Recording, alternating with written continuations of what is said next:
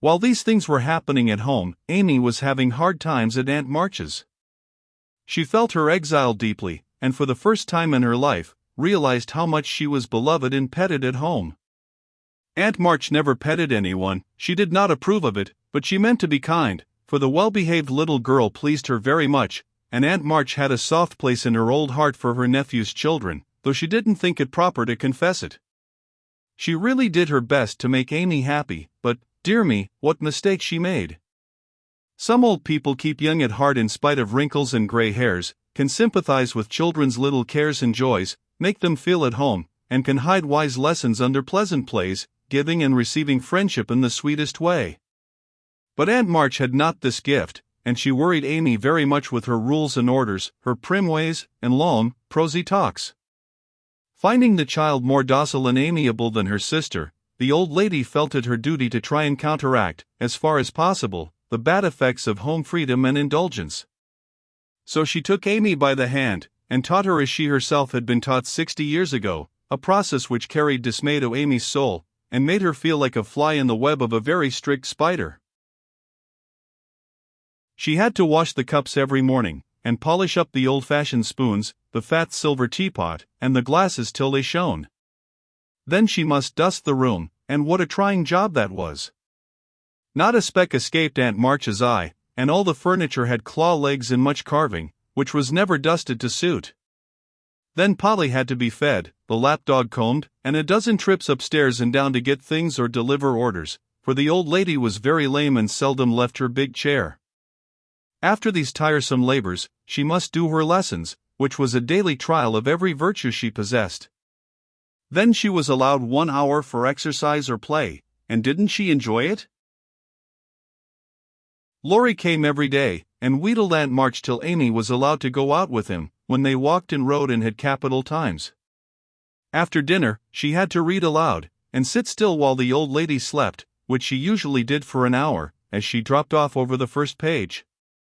Then patchwork or towels appeared, and Amy sewed with outward meekness and inward rebellion till dusk, when she was allowed to amuse herself as she liked till tea time.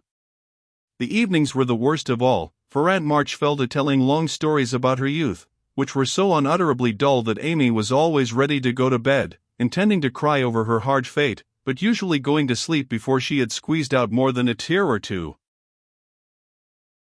If it had not been for Laurie, and old Esther, the maid, she felt that she never could have got through that dreadful time. The parrot alone was enough to drive her distracted, for he soon felt that she did not admire him, and revenged himself by being as mischievous as possible. He pulled her hair whenever she came near him, upset his bread and milk to plague her when she had newly cleaned his cage, made Mop bark by pecking at him while Madame dozed, called her names before company, and behaved in all respects like an reprehensible old bird. Then she could not endure the dog, a fat, cross beast who snarled and yelped at her when she made his toilet, and who lay on his back with all his legs in the air and a most idiotic expression of countenance when he wanted something to eat, which was about a dozen times a day.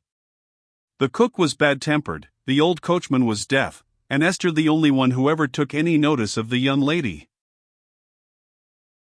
Esther was a Frenchwoman, who had lived with Madame, as she called her mistress, for many years, and who rather tyrannized over the old lady, who could not get along without her.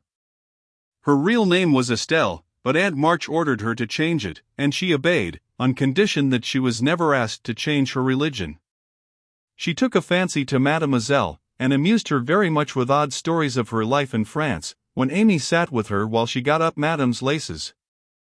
She also allowed her to roam about the great house, and examine the curious and pretty things stored away in the big wardrobes and the ancient chests, for Aunt March hoarded like a magpie. Amy's chief delight was an Indian cabinet, full of queer drawers, little pigeonholes, and secret places, in which were kept all sorts of ornaments, some precious, some merely curious, all more or less antique. To examine and arrange these things gave Amy great satisfaction, especially the jewel cases, in which on velvet cushions reposed the ornaments which had adorned a belle 40 years ago.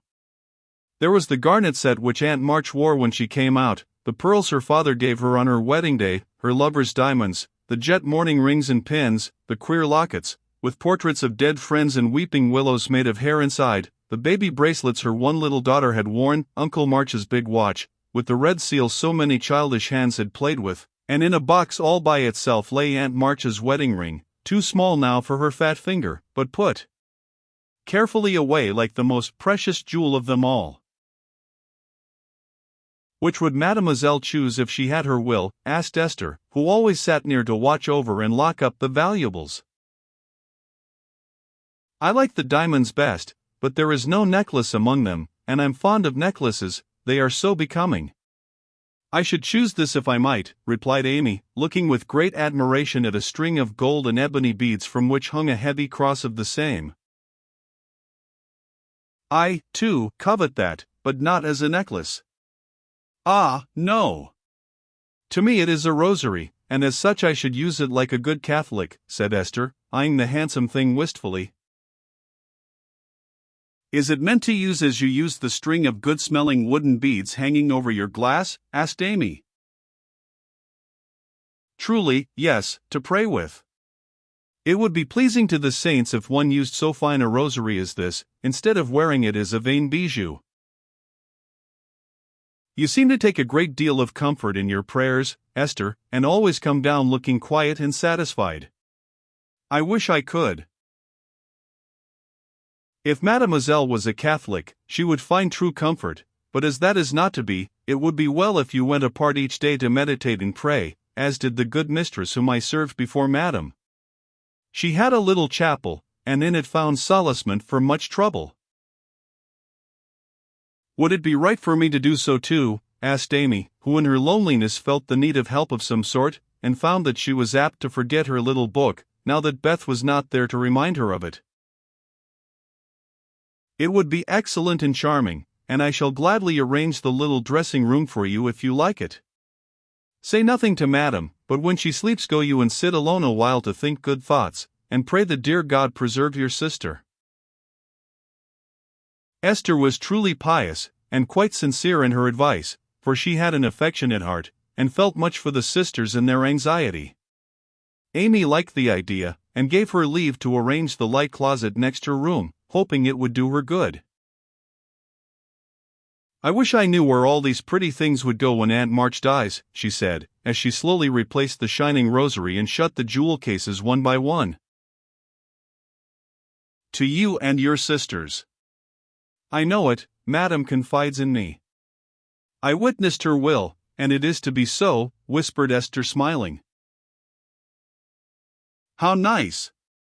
But I wish she'd let us have them now." "Procrastination is not agreeable," observed Amy, taking a last look at the diamonds. "It is too soon yet for the young ladies to wear these things.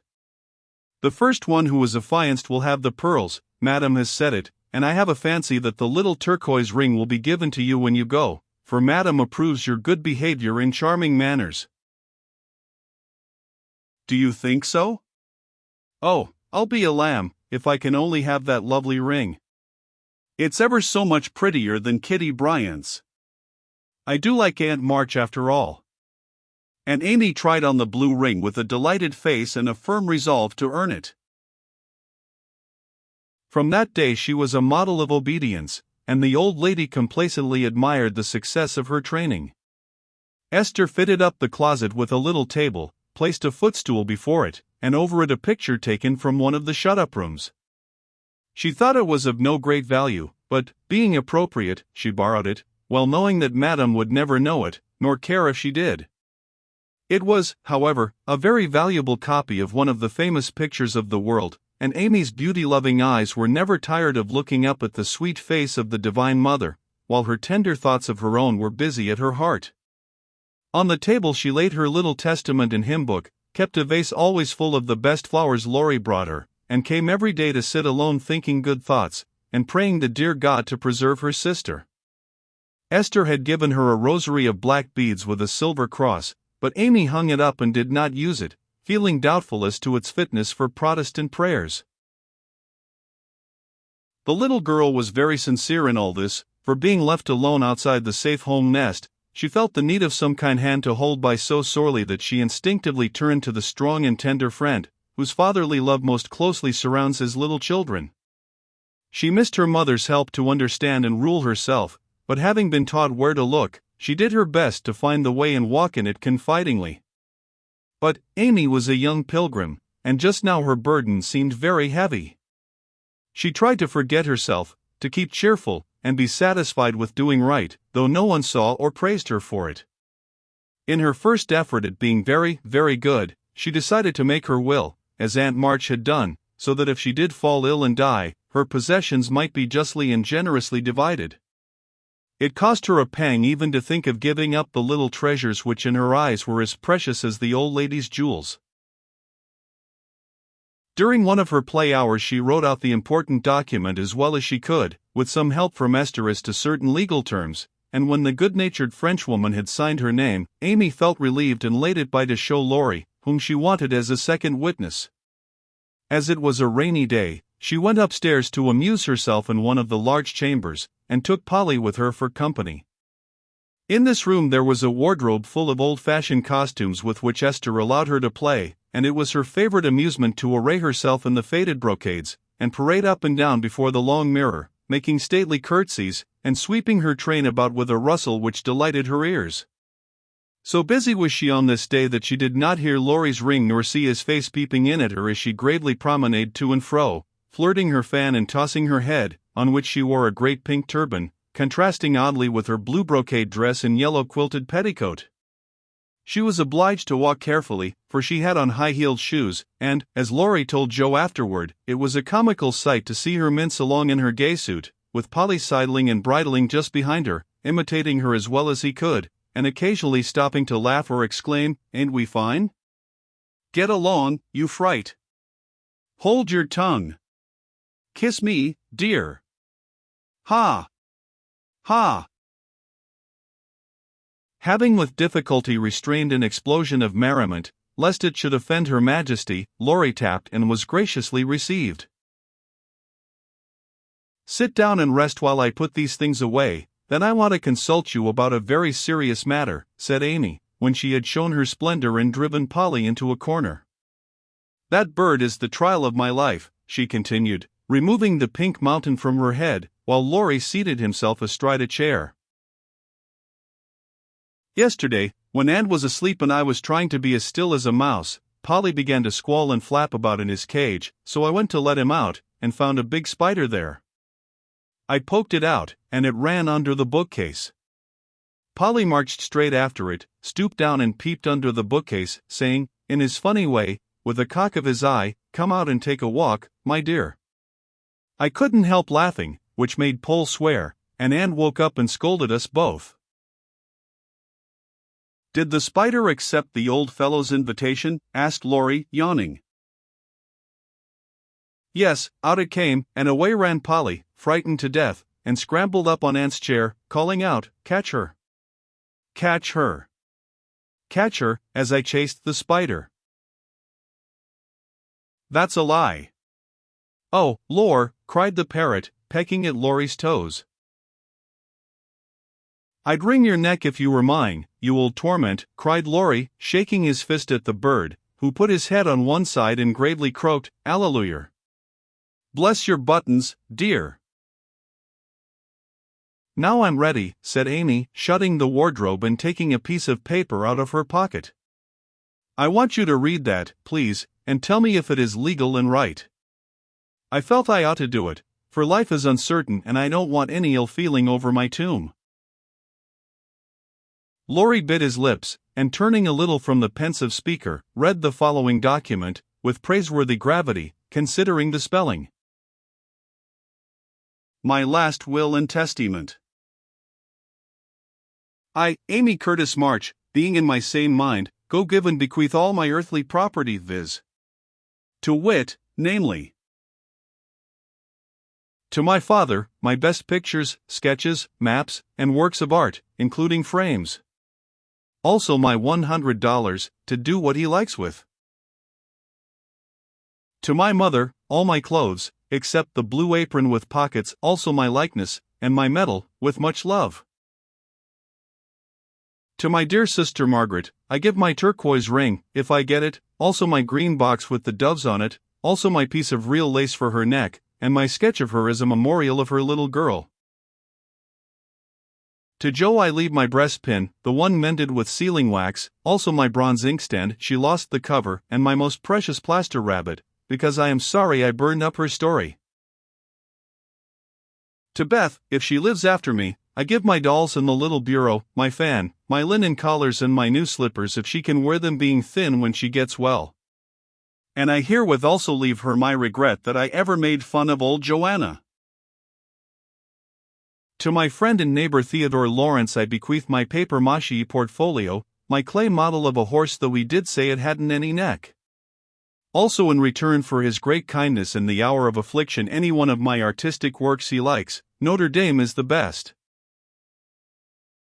To our venerable benefactor Mr. Lawrence I leave my purple box with a looking glass in the cover which will be nice for his pens and remind him of the departed girl who thanks him for his favors to her family, especially Beth.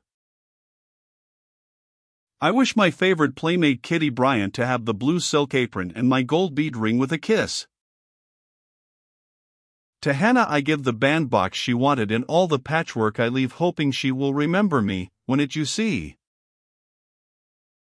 And now having disposed of my most valuable property I hope all will be satisfied and not blame the dead. I forgive everyone, and trust we may all meet when the trump shall sound. Amen.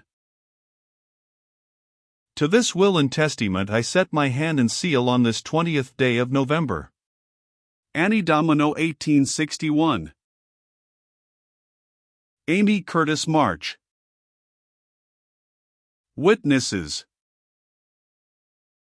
Estelle Valnor, Theodore Lawrence. The last name was written in pencil, and Amy explained that he was to rewrite it in ink and seal it up for her properly. What put it into your head? Did anyone tell you about Beth's giving away her things? Asked Laurie soberly, as Amy laid a bit of red tape, with sealing wax, a taper, and a standish before him. She explained and then asked anxiously, "What about Beth?" I'm sorry I spoke, but as I did, I'll tell you. She felt so ill one day that she told Joe she wanted to give her piano to Meg, her cats to you, and the poor old doll to Joe, who would love it for her sake. She was sorry she had so little to give, and left locks of hair to the rest of us, and her best love to Grandpa. She never thought of a will. Laurie was signing and sealing as he spoke, and did not look up till a great tear dropped on the paper. Amy's face was full of trouble, but she only said, "Don't people put sort of postscripts to their wills, sometimes?" Yes, codicils, they call them. Put one in mine then, that I wish all my curls cut off, and given round to my friends. I forgot it, but I want it done though it will spoil my looks. Laurie added it, smiling at Amy's last and greatest sacrifice. Then he amused her for an hour, and was much interested in all her trials. But when he came to go, Amy held him back to whisper with trembling lips, "Is there really any danger about Beth?" "I'm afraid there is, but we must hope for the best, so don't cry, dear." And Laurie put his arm about her with a brotherly gesture which was very comforting. When he had gone, she went to her little chapel, and sitting in the twilight, prayed for Beth, with streaming tears and an aching heart, feeling that a million turquoise rings would not console her for the loss of her gentle little sister.